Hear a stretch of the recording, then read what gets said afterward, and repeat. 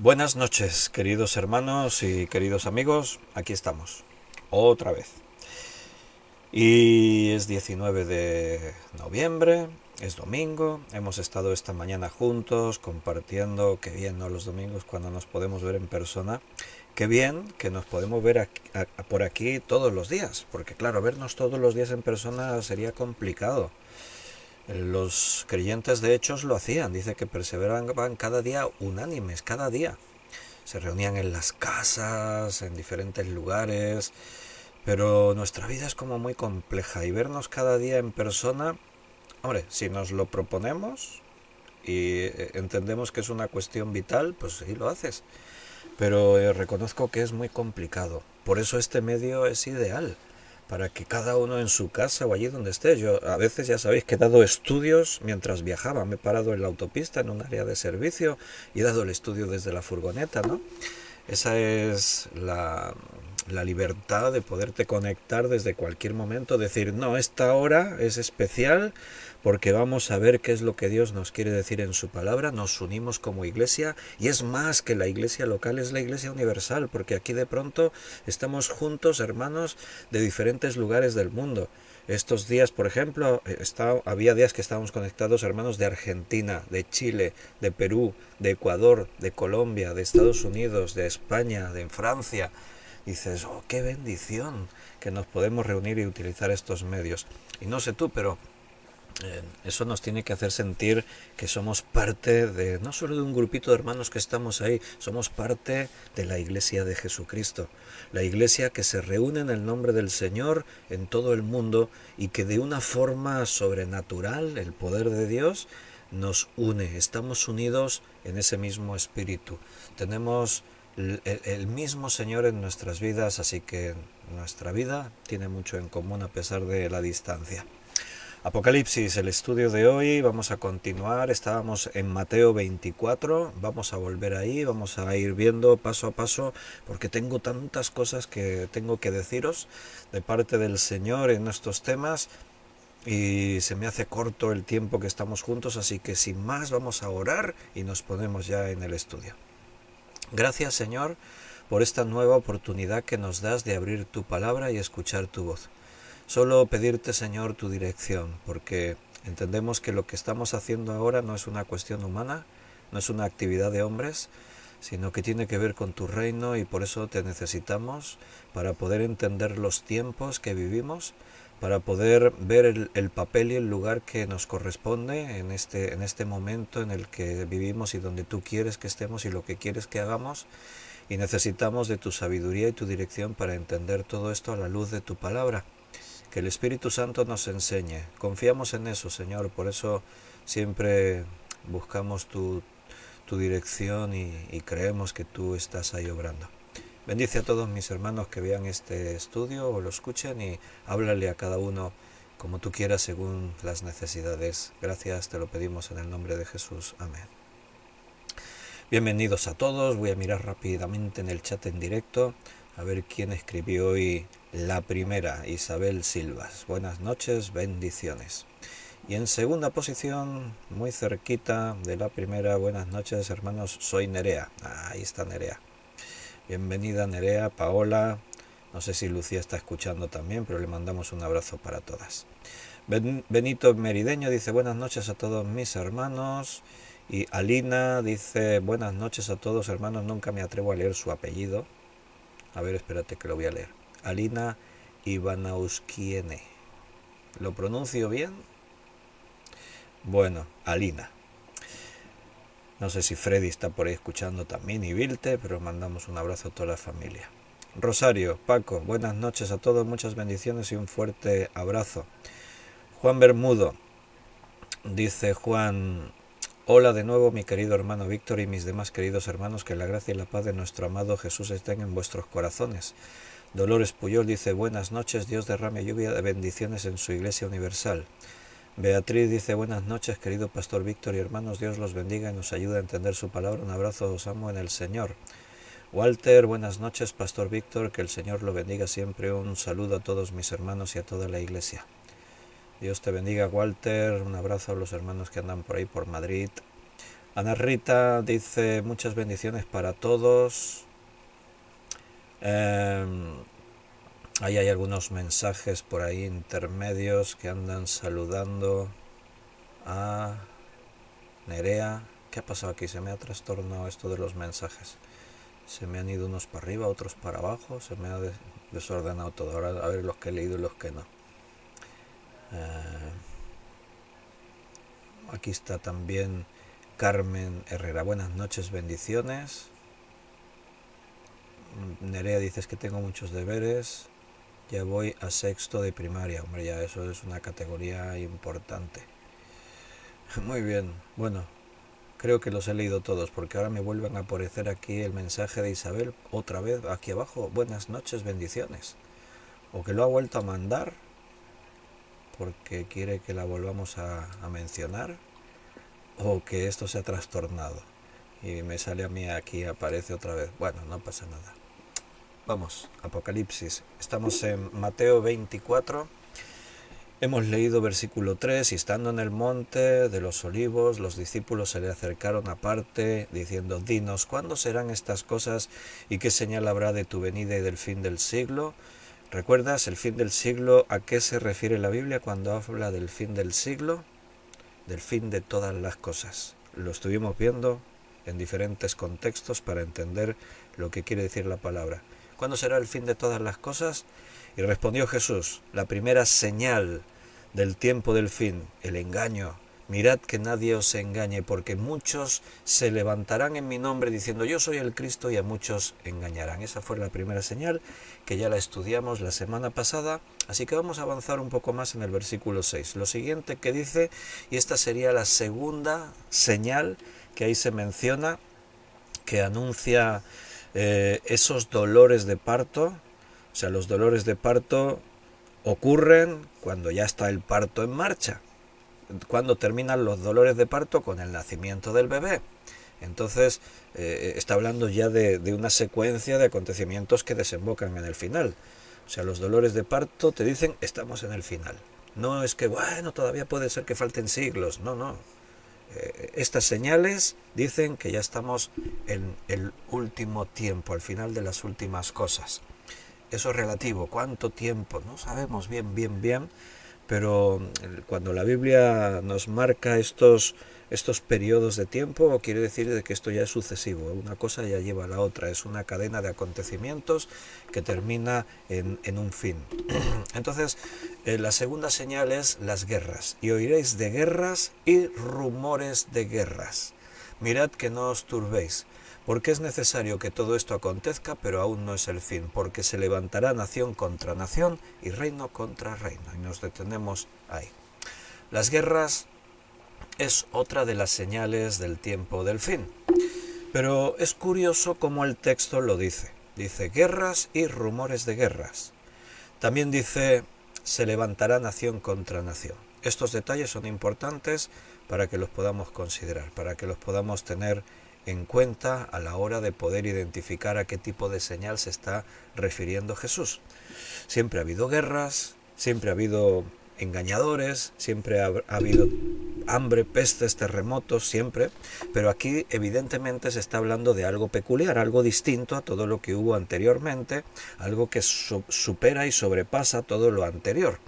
Entonces, cuando dice que habrá guerras y rumores de guerras, está hablando la idea del texto original. Cuando dice rumores de guerras, está hablando de guerras, traducido literalmente, vendría a decir algo así como guerras que no ves, guerras que no puedes ver. Sabes que hay algo, que están ahí, pero no las puedes ver. Son rumores. No es algo que tú ves, que compruebas, que puedes tener con conciencia de lo que está ocurriendo. Entonces, podemos hablar de guerras activas. Eso serían las guerras en las que los soldados van al frente, donde se utilizan diferentes tipos de armas. Claro, no eran iguales las guerras cuando Jesús está diciendo estas palabras que las guerras del tiempo que vivimos nosotros, el siglo XXI, son distintas. Pero siempre hay algo en común, y es que en las guerras se enfrentan hombres contra hombres utilizando diferentes tipos de armas, muere gente, hay destrucción, hay toda serie de unas consecuencias. Entonces eso es la guerra activa. Pero existen otros conceptos acerca de guerra. Por ejemplo, después de la Segunda Guerra Mundial comenzó toda lo que llamamos la carrera armamentística. El mundo quedó dividido en dos grandes bloques. Por un lado estaba Occidente, bajo el paraguas de la organización de la OTAN, y por otra parte estaba la parte más oriental bajo el paraguas del Pacto de Varsovia, lo que era la antigua URSS. Entonces ahí comenzó una carrera armamentística. El mundo estaba dividido en dos y los dos grandes bloques siempre estaban preparándose, creciendo armamentísticamente. Comenzó la carrera nuclear. Entonces se habló de guerra fría. ¿Y qué es eso de una guerra fría? Porque ese concepto en la antigüedad, cuando Jesús dice estas palabras que las escribe Mateo, el concepto guerra fría no existía, no se sabía eso de guerra fría qué es. O sea, quiero que te des cuenta que en estos tiempos que vivimos, hablar de guerra implica muchas más cosas que una guerra activa, que una guerra donde un ejército sale contra otro y se pelean. Hay otros tipos de conceptos al hablar de guerra. ¿Qué era la Guerra Fría? Pues era eso, una especie de presión que se ejercía de un bando contra otro, de un bloque contra otro. Era tratar de demostrar al enemigo que nosotros tenemos más capacidad destructiva que vosotros. Si tú tienes 1000 misiles, nosotros tenemos ya 1100 misiles.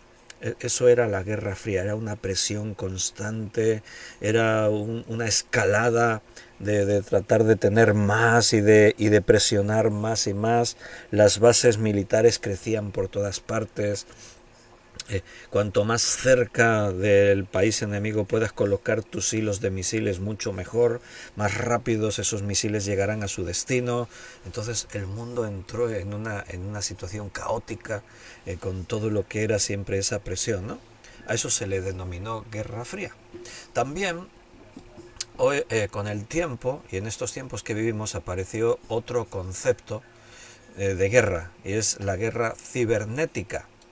Ahora se habla de guerra cibernética, no solo se habla, se vive, se experimenta. Todos sabemos lo que es la guerra cibernética. Las naciones todos los días están librando ese tipo de guerra. Siempre hay alguna forma de guerra en este mundo. Por ejemplo, en el mundo hay una guerra, de las guerras activas que hay, es la guerra de Rusia contra Ucrania, ¿no? Pero antes de la guerra activa, entre esos dos países ya existía la guerra cibernética. En el año, o sea, hubo ciberataques, así se llama esta forma de ataques, no son con bombas, son a través de Internet, de forma digital. Pues a partir del año 2015 ya hubo ataques cibernéticos, ciberataques de parte de Rusia contra Ucrania, y también Ucrania respondió con ataques hacia Rusia. Rusia atacó al sistema eléctrico ucraniano y dejó sin electricidad a 250.000 ciudadanos en ese país. Eso ocurrió, como os digo, en el año 2014-2015. Por otra parte, se creó un malware, se llamaba NotPetya, y se lanzó en el año 2017 para infectar ordenadores del sector financiero de Ucrania. Pero se propagó rápidamente a nivel internacional. O sea, no se quedó el ataque en Ucrania. Eso es lo que tiene Internet, que conecta al mundo entero, y un malware o algún tipo de ataques de este tipo se pueden extender después por otros lugares, ¿no?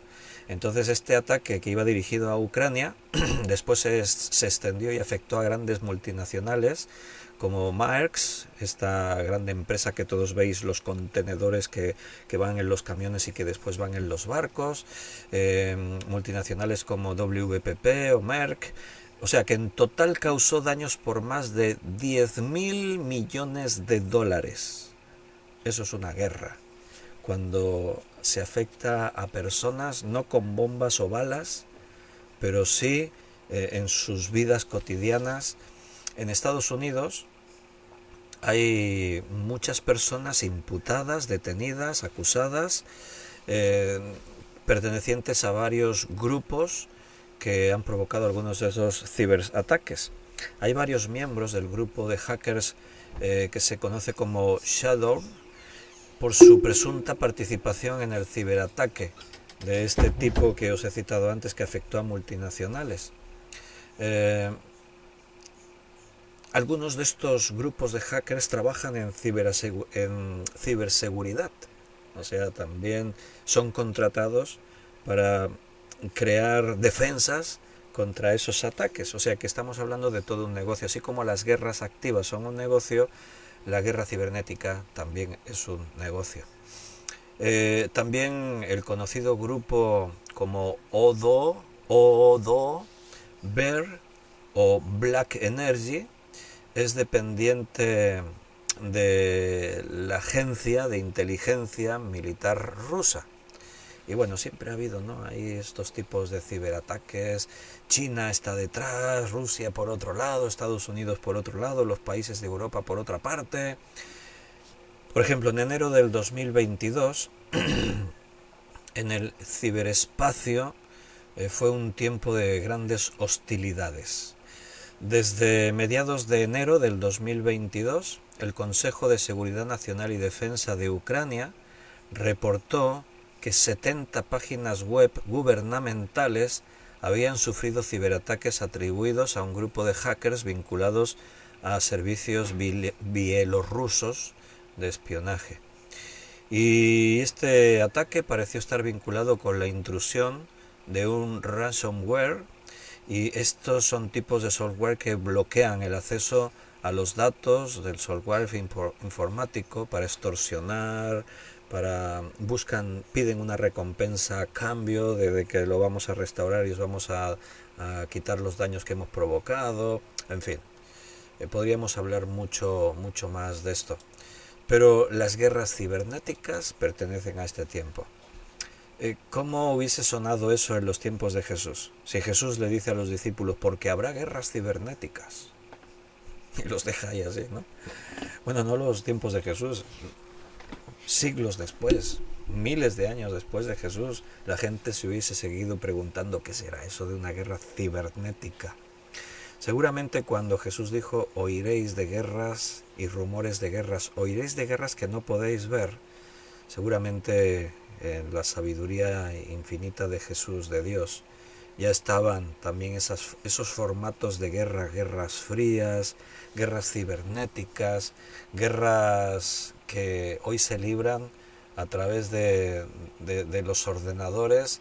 Tú puedes estar ahí sentado en tu sillón y estar librando una guerra por internet, ¿no? En el año 2022, el año pasado, un estadounidense estaba en su casa, estaba, como se llegó a decir, estaba vestido en pijama y consiguió derribar internet en Corea del Norte. Desde la sala de su casa se cargó el internet de Corea del Norte, ¿no? Entonces, bueno, Corea del Norte amenazó con represalias, pero finalmente no hubo represalias contra Estados Unidos. Pero Kim Jong-un, que sabes que es el dictador que manda allí en este país, eh, estuvieron, junto con sus generales, estuvieron sopesando las posibles sanciones que podían hacer, cómo podrían responder a esos ataques. O sea, se sienten agredidos y dicen, tenemos que responder, es una guerra, no con balas, no con bombas, pero es una guerra, ¿no? En el 2023, el año en el que estamos actualmente, ha habido ciberataques. Estamos a punto de terminar este año. Os puedo asegurar que en el 2024 va a haber ataques, va a haber muchos ataques cibernéticos, porque esto cada día va a más. Las potencias se tratan de blindar contra esos ataques, los hackers inventan nuevos sistemas y formas de atacar, y esto es una guerra constante. Y no te olvides que todo el mundo está conectado a internet, todo. desde las armas nucleares, por ejemplo, los sistemas de defensa, las redes energéticas, la red eléctrica, del gas, del agua potable, de la sanidad, todo está conectado a Internet, así que cualquier cosa que esté en Internet es vulnerable a sufrir un ataque. Tus cuentas del banco están en Internet, puedes sufrir un ataque cibernético en tus cuentas del banco y los millones que tienes ahí en tu cuenta pues desaparecer. Bueno, ahí sí que me parece que estáis tranquilos la mayoría, porque sospecho que muchos millones no tenéis en vuestras cuentas. No tenemos ese temor, pero sí que pueden ser otras formas de temores los que vivimos hoy en día, ¿no? Eh, Detrás de algunos ataques cibernéticos siempre se oculta el agresor. Por ejemplo, si un misil se lanza, se sabe desde dónde se lanzó. Pero los ataques virtuales no siempre se sabe de dónde vinieron. Eh, Imagínate que ahora estamos entrando en el invierno, ¿no? Y de pronto en Estados Unidos o en Europa que vamos a vivir el invierno y puede que vengamos ahí a días muy fríos. Bueno, ahora imagínate que hay un ataque cibernético, no sabemos de dónde viene, pero el ataque cibernético deja sin electricidad y sin suministro de gas a Europa o a Estados Unidos. Y ahora estás ahí en pleno invierno con temperaturas en algunas regiones gélidas y no tienes ni gas ni tienes electricidad para poder calentarte y para hacer que las cosas funcionen. Y entonces ese ataque trata de esconderse. ¿De dónde vino? ¿De Rusia? ¿De China? ¿De Irán? No se sabe. A veces se queda todo ahí escondido y nadie sabe con certeza, ¿no? De dónde puede. Entonces siempre se piensa hay que tomar represalias, pero si no sabes de dónde viene el ataque y de pronto ahí los expertos pues se ponen a investigar a ver de dónde vino este ataque. Durante la Guerra Fría la perspectiva de destrucción mutua era algo a lo que se tenía mucho miedo. O sea, ¿por qué? Porque había suficientes misiles nucleares para destruir el planeta Tierra varias veces. Pero la guerra cibernética cambia ese formato porque parece como que no es tan grave. Es muy grave si se lanzan misiles nucleares, ¿verdad? Evidentemente eso es muy grave, pero no se puede subestimar el daño que una guerra cibernética, que ataques cibernéticos pueden provocar. Sistemas como el Pentágono de Estados Unidos, el sistema de defensa de Estados Unidos sufren ataques cibernéticos constantemente. Muchos de ellos pues se quedan solo en un intento, tienen buena protección, etcétera, etcétera. Tendría en mente Jesús cuando dijo guerras y rumores de guerras, guerras que no podéis ver. ¿Tendría en mente esto? Pues evidente podría ser.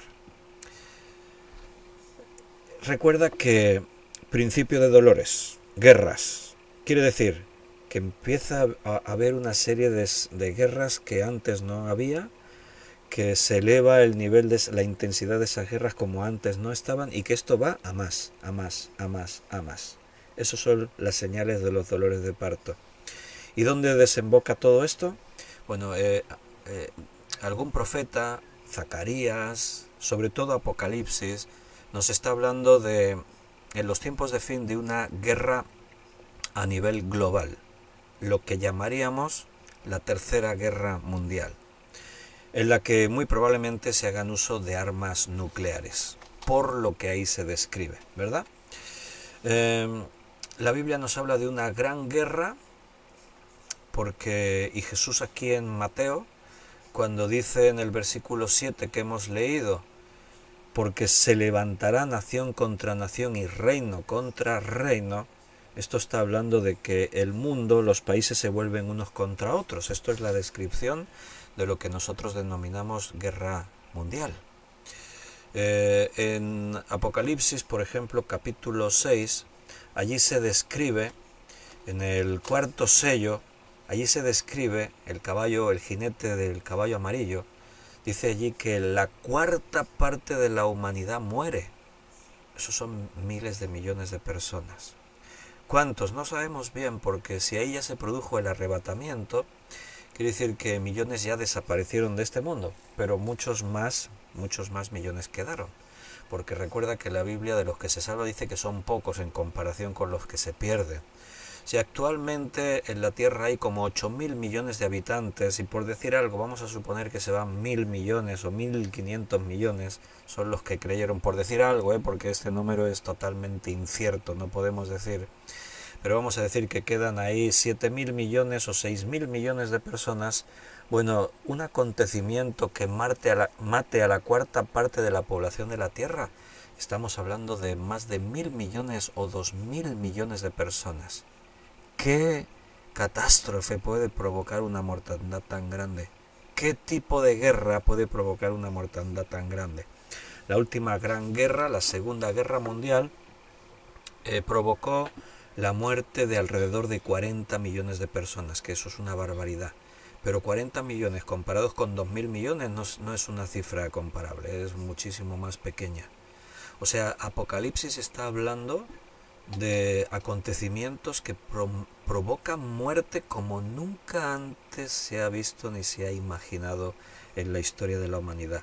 ¿Tú sabes lo que es que en un periodo corto de tiempo por una guerra mueran más de 1.000 millones o 2.000 millones de personas en el planeta Tierra? Bueno, en la historia de las guerras nunca antes eso fue posible. Con el uso de armas nucleares sí es posible. Cuando Jesús escribe esto, se levantará nación contra nación, reino contra reino. Cuando Juan escribe eso en Apocalipsis, la gente se podía haber preguntado, ¿y qué puede provocar la muerte de 2.000 millones de personas de pronto? No conocían nada con el poder suficiente para provocar tal mortandad. Con las armas que contaban en aquel momento, espadas, lanzas, flechas, era imposible imaginar, aunque una guerra durase 100 años, no se podía matar tanta gente. No existía la posibilidad numérica. En la Segunda Guerra Mundial estamos hablando de hace poco tiempo, hace algunas personas que vivieron la guerra todavía están vivas.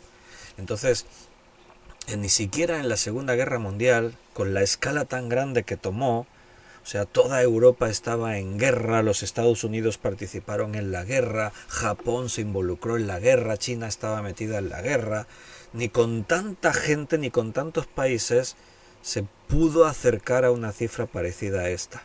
Estamos hablando de eso, de unos 40 millones de personas las que murieron en la guerra.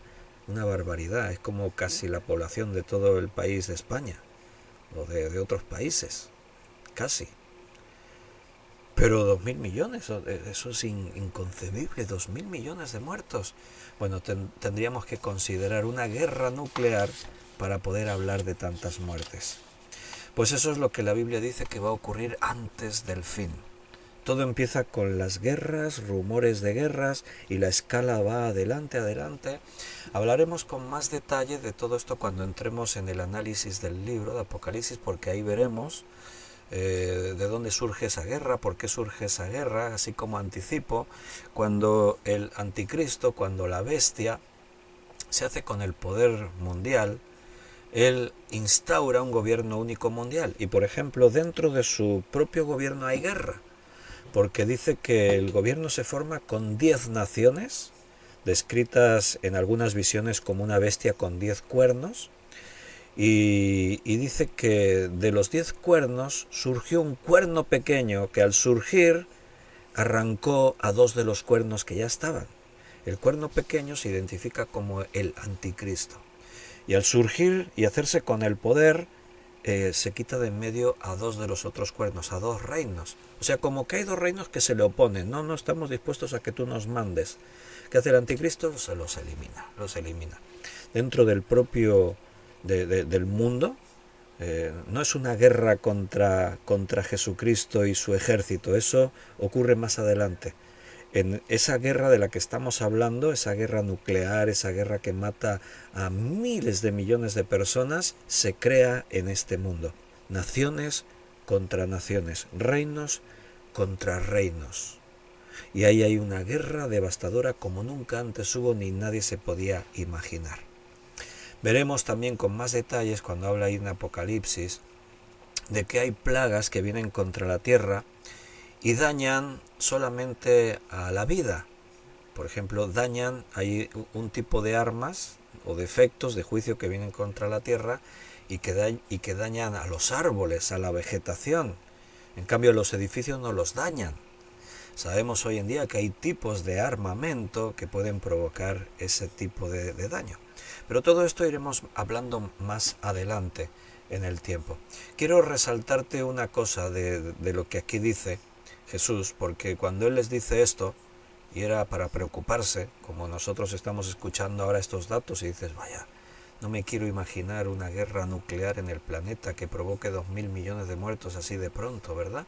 Es algo inimaginable, algo que nadie se quiere plantear ni pensar en eso.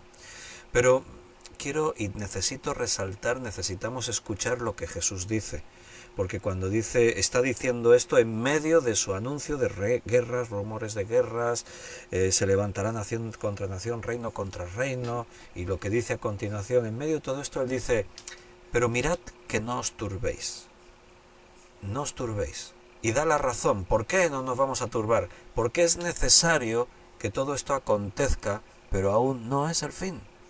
No os turbéis. ¿Qué quiere decir no os turbéis? La palabra turbarse.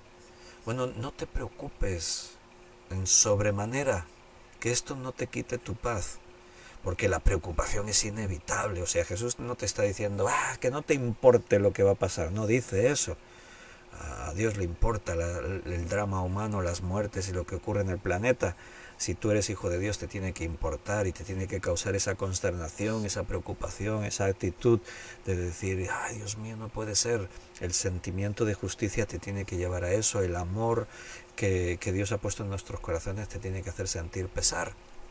Pero habla de turbación, habla de que tú pierdas tu paz, de que no seas capaz de dormir por las noches, de que te obsesiones con miedo, con temor de las cosas que van a ocurrir. No, tienes que estar tranquilo. Eso es lo que dice el Señor. Porque es necesario que todo esto acontezca. O sea, tienen que ocurrir estas cosas. El mundo tiene que llegar a ese clímax, a ese momento culminante en la humanidad de la que ya nos venimos extendiendo durante miles de años, pero que está llegando a su fin. Es necesario que esto acontezca. Y añadió, pero aún no es el fin. Todavía no es el fin. Espérate. Todavía estamos en una cadena de acontecimientos. Recuerda, el fin es el fin de todas las cosas. Estamos hablando de un tiempo en el que ya estamos en los eventos del fin, pero el fin está ahí un poquito más adelante. En este texto de Mateo, déjame solamente que te aporte una anotación, porque siempre están los que tratan de encontrar el error en la Biblia. Está bien si tú buscas si hay algún error, no en la Biblia, sino en las copias, en las traducciones, en las diferentes versiones, porque creemos y aceptamos que la Biblia en sus textos originales es inerrante, es infalible, no se equivoca, no falla, no contiene contradicciones ni errores. Pero claro, tenemos copias, y en una copia el traductor pudo equivocarse en una palabra. Entonces, identificar los pequeños errores autentifica todo el resto. Sabemos que entonces lo que estamos leyendo es la verdad. Y déjame que te matice, porque en algunos manuscritos antiguos no aparece, en la segunda parte del versículo 7 no aparece la palabra pestes, porque a continuación de las guerras se levantará nación contra nación y reino contra reino, y habrá pestes y hambres y terremotos en diferentes lugares. En los manuscritos más antiguos no aparece la palabra pestes, en los posteriores sí. ¿Qué quiere decir? Que en algún momento, cuando se estaban copiando manuscritos, se añadió. Quiere decir que seguramente en los textos originales no aparecía la palabra pestes. Pero esto no es un problema. ¿Por qué? Porque en el Evangelio de Lucas, que es el paralelo a este, allí sí que está, pestilencias, pestes. Quiere decir que es muy posible que algún traductor, teniendo en cuenta que Lucas, en los manuscritos antiguos de Lucas sí dice que habrá pestes, alguno, intencionada o sin intencionar, añadió en Mateo la misma expresión, habrá pestes. Entonces no es un problema, porque si en este Evangelio no lo dice en el de Mateo. En los evangelios se complementan entre sí. De hecho, Lucas dice algo más que no dijo Mateo. Tú tienes Lucas y tienes Mateo, unes los dos textos y tienes el cuadro completo de esas señales que aquí se nos están diciendo. Vámonos un momentito a Lucas, capítulo 21, y así lo consideramos allí.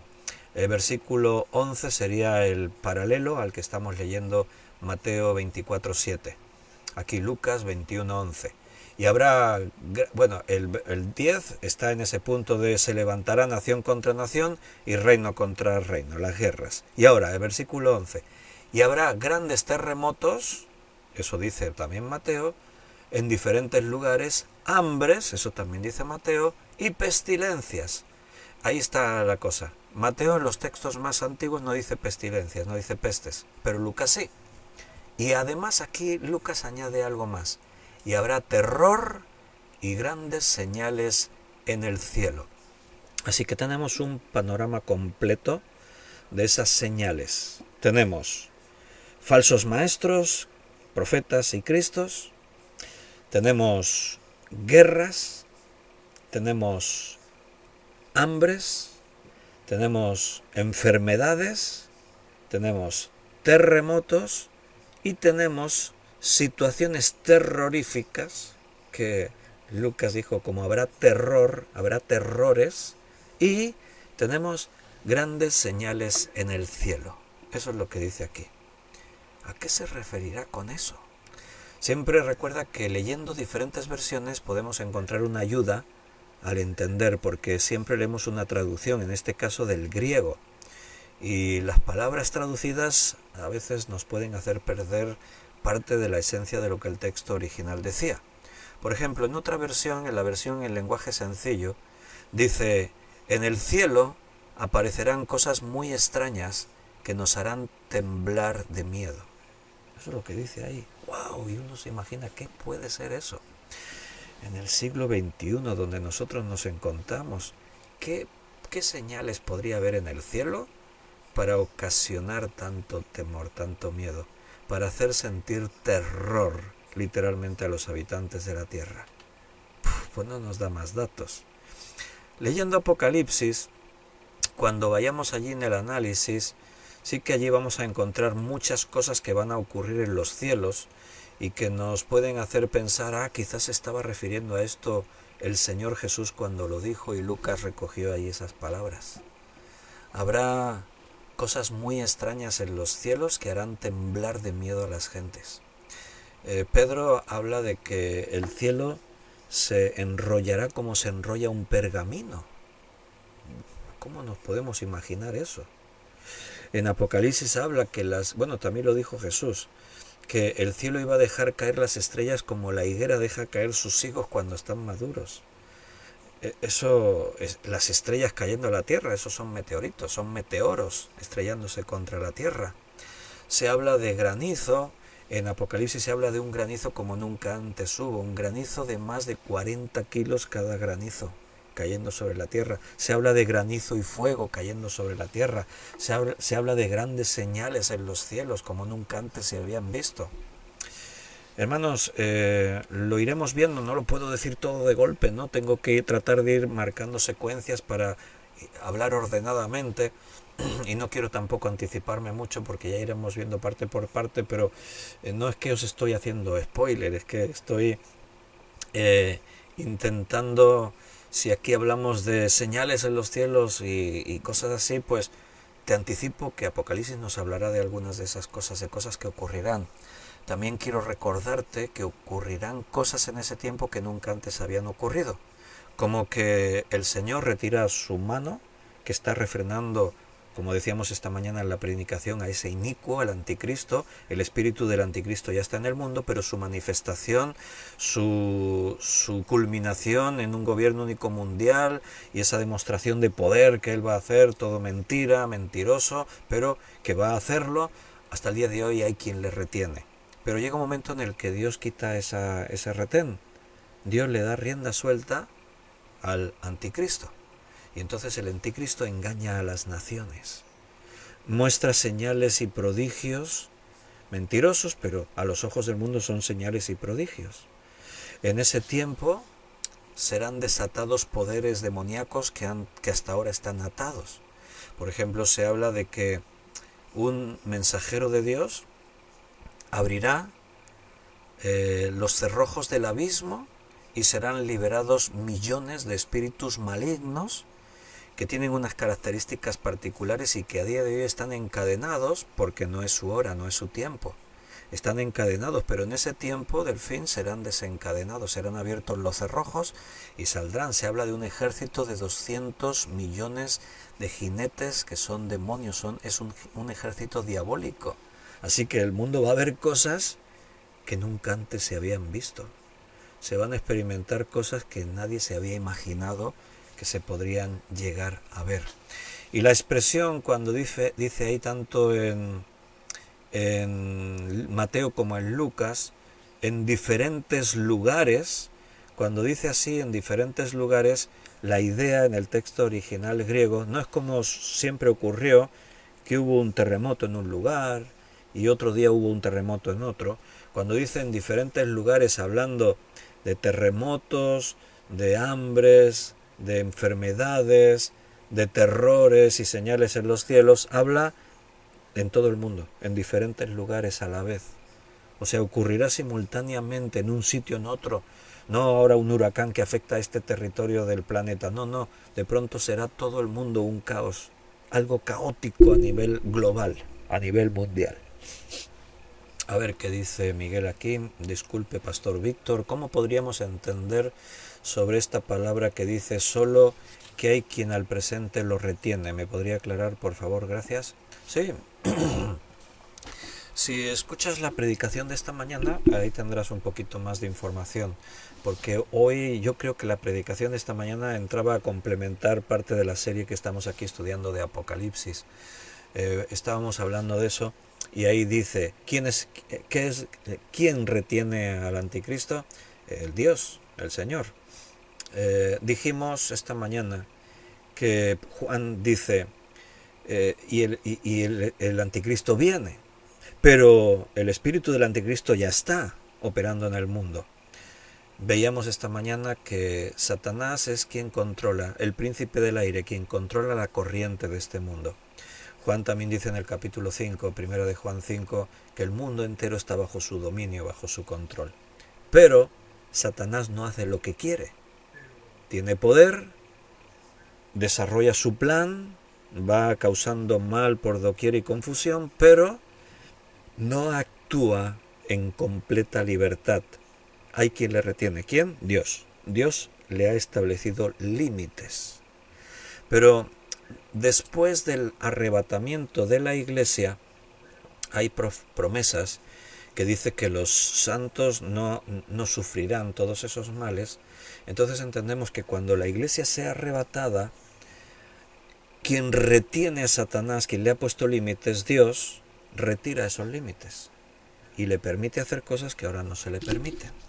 Por eso dice en Apocalipsis que después de que la iglesia es arrebatada, habrá gente que va a creer, pero dice allí, y se le dio poder a la bestia de hacer guerra contra los santos y vencerlos.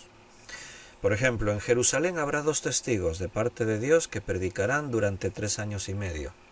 Y Dios no permitirá que Satanás les toque un cabello de sus cabezas.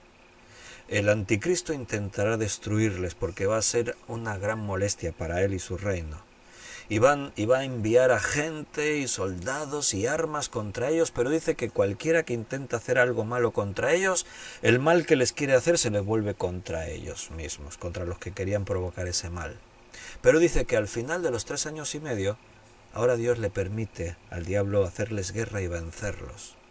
O sea, Dios establece límites, porque Dios sigue un plan, pero en su momento Dios quita sus límites, quita eso que retiene la obra de Satanás, y ahí Satanás actúa con libertad, y por eso hay destrucción, caos y hay muchas cosas, pero ni siquiera en ese momento todo está descontrolado, porque recuerda, Dios permite porque Él tiene propósitos, y todo sigue un fin. Bien, la palabra pestilencias o pestes en el griego es la palabra loimos o loimos, porque tiene el acento en lao, loimos, que literalmente la traducción sería enfermedad o plaga. Y todo esto está dicho junto, porque también quiero recordarte algo que no dije antes cuando hablamos de guerras y rumores de guerras. Hablamos de guerras activas, guerras nucleares, hablamos de guerras frías, guerras cibernéticas, pero no nos olvidemos de las guerras químicas, las guerras que tienen como arma virus, eh, o algunos tipos de materiales biológicos. eh, el arma química ya se ha utilizado en el mundo en diferentes momentos en nuestras historias recientes, y sin duda es uno de los grandes puntos de investigación y desarrollo en la mayoría de las grandes potencias mundiales, porque un virus es tan pequeño que no se puede detectar, pero un virus puede ser devastador. El mundo se dio cuenta de todo ese poder y ese peligro con la última pandemia, cómo el mundo se vio sumido en un caos, en un terror inmenso, cómo todo el mundo se sentía tan perdido, desconcertado, sin saber qué hacer por culpa de un virus que no se podía ni ver. Tenías que verlo con un microscopio electrónico, el COVID-19, ¿verdad? Pero los gobiernos pueden, crean en laboratorios nuevos virus pensando utilizar eso como arma. Se sabe que las grandes potencias hacen eso. Incluso sigue estando la duda de cuál fue el origen de la última pandemia, de dónde salió todo eso. Sigue estando la sospecha de que salió de un laboratorio. De hecho es muy sospechoso, ¿no? Porque la región de donde salió había laboratorios que experimentaban con ese tipo de virus. Entonces, bueno, ahí se queda. Los expertos no sé si algún día nos darán todos los datos, pero ya no nos importa mucho, esto ya es cosa pasada. Nos importa el presente. Y en el presente, también aquí la palabra pestilencias o pestes hablan de enfermedades. Eso significa loimos, enfermedad o plaga. Y es algo que siempre va a seguir siendo una sombra de amenaza contra la humanidad, porque es una realidad, está ahí y lo vamos a tener que sufrir. No sé si antes de que la iglesia sea arrebatada, seguramente tendremos que enfrentar otras pandemias. No sabemos en qué dimensión y con qué gravedad y consecuencias, pero es algo que forma parte ya de las amenazas presentes y futuras para la humanidad. Pero recuerda las palabras de Jesús: que esto no os turbe, no os turbéis. Tenéis que estar tranquilos. ¿Por qué? Porque todo esto forma parte del proceso que tiene que desencadenar al final en una nueva creación. Todo esto tiene que ocurrir. Es necesario, dice Jesús, que todo esto acontezca. Si no tuviésemos esta revelación y no tuviésemos estas palabras, imaginar que todo esto pueda venir sobre la humanidad es terrorífico. Bueno, es para quitarle el sueño a cualquiera, y esta mañana hablábamos de tantos suicidios en el mundo, es para que alguno diga yo mejor me quito la vida. Pero nosotros los cristianos estamos seguros, estamos tranquilos, conoceréis la verdad y la verdad os hará libres. Estamos libres del terror, de la turbación. ¿Por qué? Porque Dios ha querido revelarnos que estas cosas van a ocurrir, que están bajo control, que forman parte de todo un proceso que el mundo tiene que sufrir para llegar a ese momento glorioso cuando un día estemos en la presencia de Dios.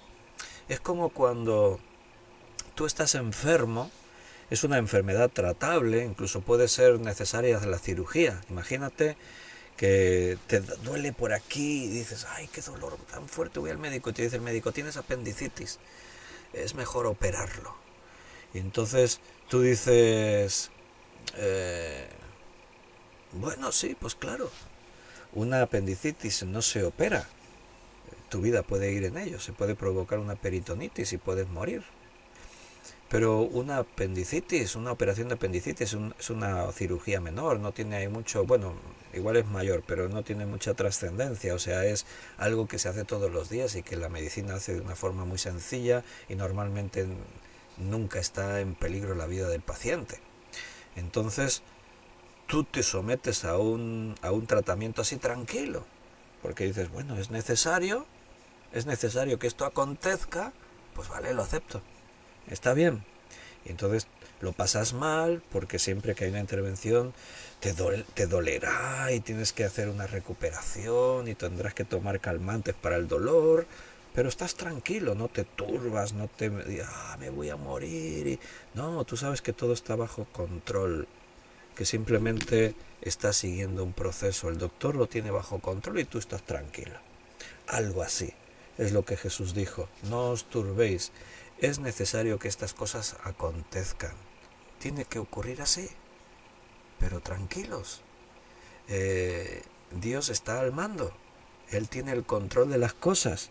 Si Satanás va a provocar cosas, si van a venir juicios del cielo, es porque Dios ya lo sabe, hasta nos lo ha dicho por anticipado que eso va a ocurrir, ¿verdad que sí? En los últimos minutos que nos quedan de esta noche, acompáñame al libro de Apocalipsis, capítulo 1.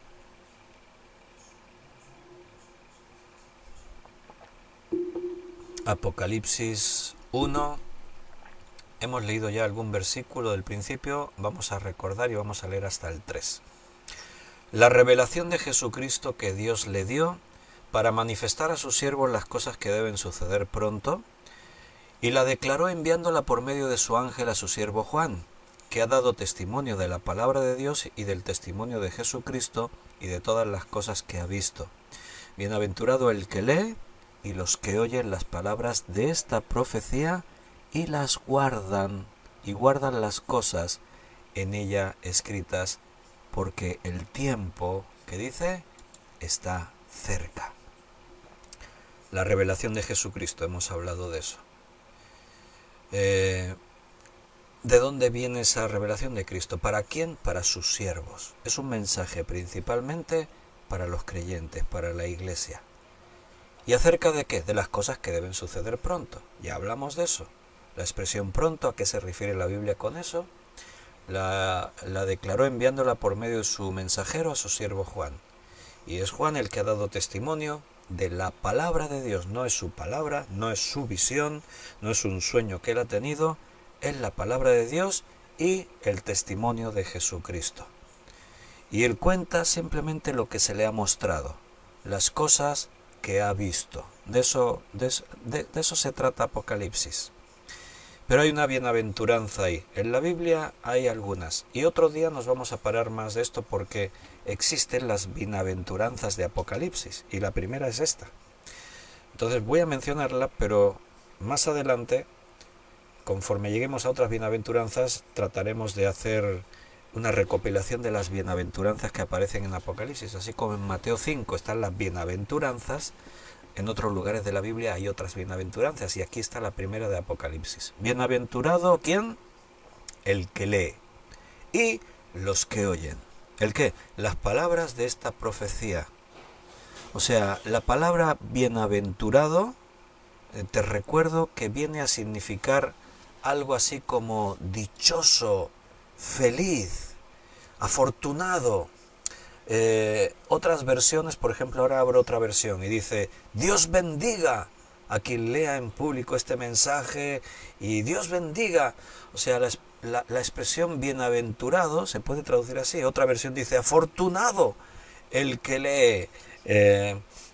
Otra versión dice, dichoso el que lee, y dichosos son los que escuchan. Entonces, la palabra bienaventurado significa eso, qué suerte que tienes.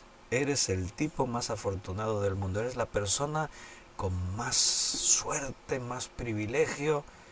Sí, realmente, ¿qué pasó? Me tocó la lotería, más que eso. Eso es lo que significa bienaventurado. Que tú puedas estar leyendo esto y puedas estar escuchando esto, nota que dice el que lee y los que oyen. Eso sois vosotros. Vosotros estáis leyendo la palabra y estáis escuchando como yo la estoy tratando de explicar, confiando en el Señor y que sea el Espíritu Santo el que nos guíe. Entonces tú eres dichoso, feliz, afortunado de leer y de escuchar esta palabra de esta profecía. Y no te quedes ahí en escuchar, en leer y en escuchar. tienes que hacer algo más, guardar. Y guardan las cosas en ella escritas. Guárdalo esto en tu corazón. Esto va a provocar un gran fruto en tu vida. ¿Por qué? Porque el tiempo está cerca. Ese es el mayor de los motivos. Ten cuidado. Déjame que te anticipe un poquito de lo que vamos a hablar mañana. Así te hago un poquito de sabor de boca ya para lo que viene. Mañana vamos a hablar de una de las cosas que tenemos que tener en cuenta para ir introduciéndonos en el libro y la temática de Apocalipsis, que es los números. Vamos a hablar del significado de los números en toda la Biblia, especialmente en el Nuevo Testamento y especialmente en Apocalipsis. Por ejemplo, te pongo un ejemplo y mañana ya lo desarrollamos. Por ejemplo, vas a ver que se habla de 7 cuernos, 7 espíritus, 7 iglesias, 7 trompetas, 7 sellos, 7 copas. No hace falta que te diga que, oye, el 7 aquí tiene algo que ver, ¿no? 7, 7, 7, no es 7 y 7, dije, qué casualidad, no. No sé cuántas os he referido, seguro que me dejé alguna más, pero 7 cuernos, 7 espíritus, 7 iglesias, 7 trompetas, 7 sellos, 7 copas, he mencionado así como 7 cosas. Mira, 7. El 7 tiene un significado. Los números en la Biblia tienen un significado. Os hablaré un poquito de lo que era la cábala judía, que, bueno, la cábala judía es algo de la mística judía, del esoterismo judío. Siempre es normal que los hombres reciben algo de parte de Dios y a partir de ahí también se inventan cosas, ¿no?